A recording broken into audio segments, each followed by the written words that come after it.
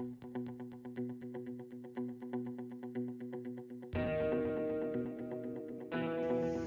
teman-teman, apa kabar kalian semua? Sehat kan? Semoga kalian sehat selalu ya. Baik, dalam video kali ini saya akan menjelaskan mata kuliah pragmatik pada materi situasi tutur dengan submateri aspek-aspek tutur. Sebelum itu, saya akan memperkenalkan diri dulu.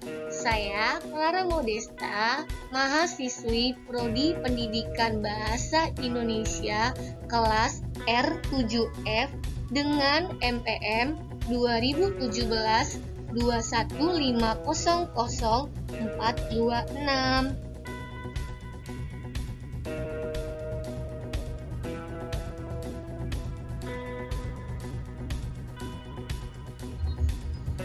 Situasi tutur.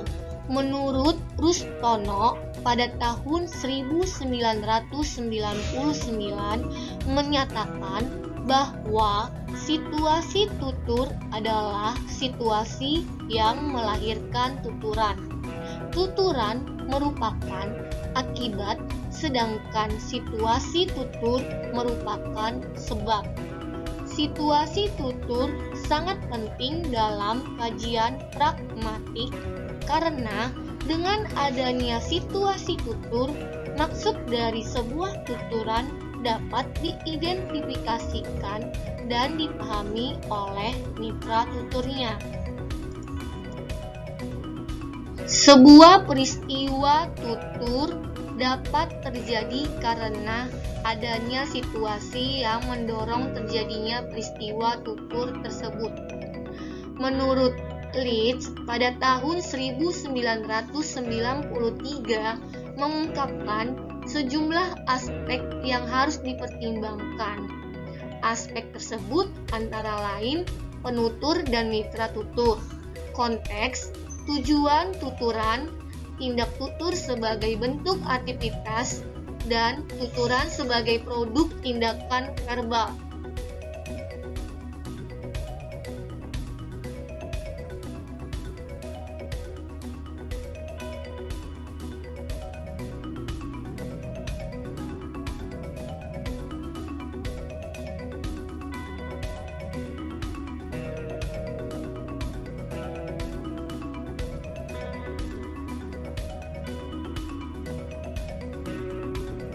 Seperti yang sudah saya jelaskan tadi, bahwa aspek-aspek tutur mencakup 5 aspek. Yang pertama, penutur dan mitra tutur.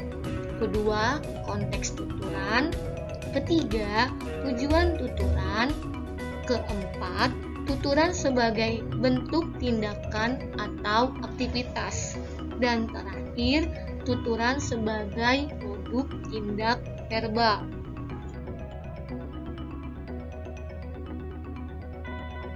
Pertama, penutur dan mitra penutur.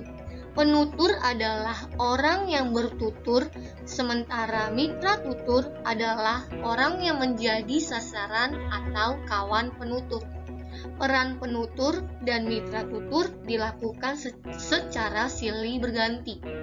Penutur pada tahap tutur berikutnya dapat menjadi mitra tutur. Begitu pula sebaliknya, sehingga terwujud interaksi dalam komunikasi. Dan aspek-aspek yang terkait dengan penutur dan mitra tutur antara lain aspek usia, latar belakang sosial, jenis kelamin, tingkat pendidikan, dan tingkat keakraban. Aspek-aspek tersebut mempengaruhi daya tangkap mitra tutur, produksi tuturan, serta pengungkapan maksud.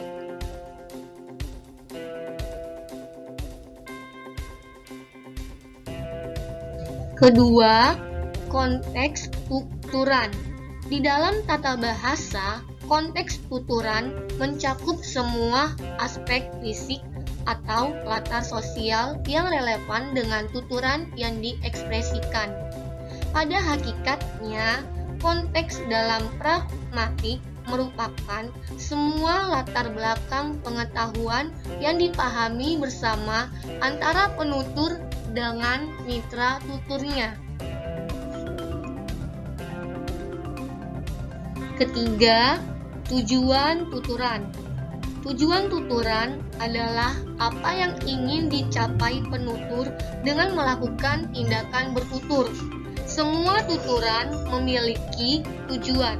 Hal tersebut memiliki arti bahwa tidak ada tuturan yang tidak mengungkapkan suatu tujuan. Yang keempat, tuturan sebagai bentuk tindakan atau aktivitas. Tuturan sebagai tindakan atau aktivitas memiliki maksud bahwa tindak tutur merupakan sebuah tindakan. Tuturan dapat dikatakan sebagai sebuah tindakan atau aktivitas karena dalam peristiwa tuturan dapat menimbulkan efek sebagaimana tindakan yang dilakukan oleh tangan atau bagian tubuh lain yang dapat menyakiti orang lain atau mengekspresikan tindakan.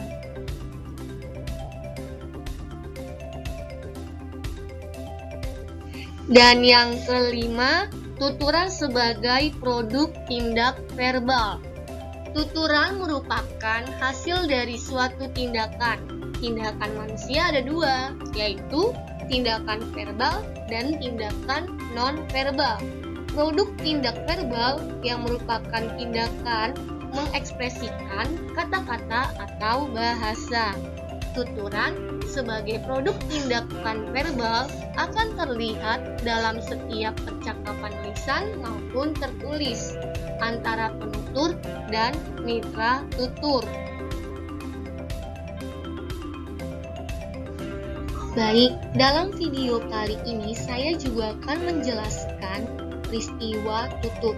Menurut Kaer dan Agustina pada tahun 2004, yang dimaksud dengan peristiwa tutur adalah terjadinya antara berlangsungnya interaksi linguistik dalam suatu bentuk ujaran atau lebih yang melibatkan dua pihak, yaitu penutur dan mitra tutur, dengan satu pokok tuturan di dalam waktu, tempat, dan situasi tertentu. Sedangkan menurut Suwito pada tahun 1991, keseluruhan peristiwa pembicaraan dengan segala komponen serta peranan komponen itu di dalam peristiwa tersebut dikenal dengan sebutan peristiwa tutur. Komponen tutur tersebut di atas dalam rumusan lain tidak berbeda dengan yang diutarakan oleh Fishman, yang disebut sebagai pokok pembicaraan dalam bidang sosiolinguistik, yaitu siapa yang berbicara, bahasa apa yang digunakan, kepada siapa, kapan, dan apa tujuannya. Dan terakhir, menurut Delphines dan Bailon pada tahun 2002 menyatakan bahwa suatu peristiwa tutur memiliki 8 komponen yang bila huruf pertamanya dirangkaikan menjadi akronim speaking.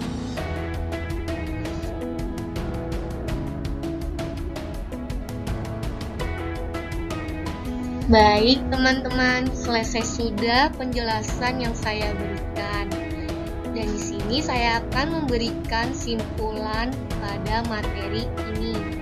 Situasi tutur adalah mendorongnya peristiwa tutur dengan berbagai aspek-aspek, yaitu penutur dan mitra tutur, konteks tutur, tujuan tutur, tuturan sebagai bentuk tindakan, dan terakhir tuturan sebagai produk tindak verbal.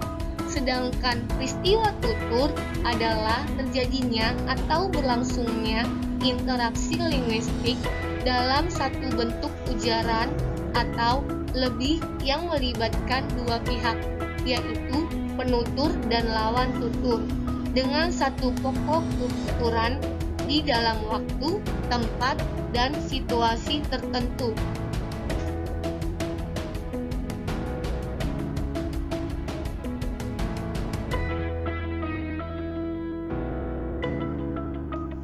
Cukup sudah penjelasan saya dalam video kali ini. Semoga apa yang saya jelaskan dapat bermanfaat bagi kalian semua. Terima kasih kepada kalian yang sudah mendengarkan, dan juga terima kasih kepada Bapak Irwan Syagian. Dadah!